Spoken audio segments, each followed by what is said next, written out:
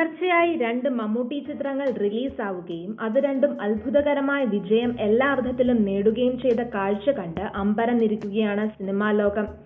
യാത്രയും പേരമ്പും സാമ്പത്തികമായി വിജയം നേടുകയും ലോകമെമ്പാടുമുള്ള നല്ല സിനിമാ ആസ്വാദകരുടെ മികച്ച അഭിപ്രായങ്ങൾ സ്വന്തമാക്കുകയും ചെയ്തു. ഇങ്ങനെ സിനിമ ചെയ്യുക എന്നത് ഈസിയല്ല. പണത്തിനു വേണ്ടി സിനിമ ചെയ്യുമ്പോൾ ഇത്തരം സിനിമകൾ ഉണ്ടാവുകയുമില്ല. അതാണ് പറഞ്ഞു വന്നത്. മമ്മൂട്ടി ഇപ്പോൾ സിനിമ ചെയ്യുന്നത് പണത്തിനു വേണ്ടിയല്ല, നല്ല സിനിമകൾ ചെയ്യുക എന്നത് മാത്രമാണ് അദ്ദേഹം ലക്ഷ്യം വയ്ക്കുന്നത്. പണം പിന്നാലെ വന്നുകൊള്ളും. കൊമേഴ്ഷ്യൽ പാക്കേജുകളായ ഏത് സിനിമയും പെർഫോം ചെയ്യുന്നതിനേക്കാൾ മികച്ച ബോക്സ് ഓഫീസ് പ്രകടനമാണ് യാത്രയും പേരൻപും നടത്തിയത്. അതിന് കാരണം ആ 2 സിനിമകളും സത്യസന്ധമായി കഥ പറഞ്ഞു എന്നതാണ്. നല്ല കഥകൾക്ക് വേണ്ടിയുള്ള മമ്മൂട്ടിയുടെ ദാഹമാണ് ഇവിടെ വിജയിക്കുന്നത്. കഴിഞ്ഞ വർഷം മികച്ച കഥയ്ക്കുള്ള സംസ്ഥാന പുരസ്കാരം നായകനായ അങ്കിൾ നേടിയിരുന്നു. ഒരർത്ഥത്തിൽ അത് മമ്മൂട്ടിക്ക് കൂടെയുള്ള അവാർഡാണ്.